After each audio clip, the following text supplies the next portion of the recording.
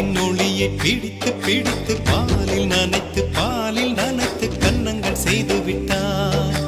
உலக மலர்கள் பறித்து பறித்து 2 பந்துகள் அமைத்து அமைத்து பெண்ணை சமைத்து விட்டார். அழகு என்பது ஆண்பாலா பெண்பாலா என்பதில் எனக்கு சந்தேகம் தீர்ந்தது. அழகு என்பது நிச்சயம் பெண்பாலடா.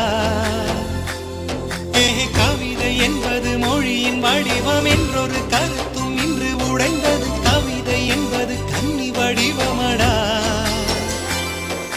மின்னலை பிடித்து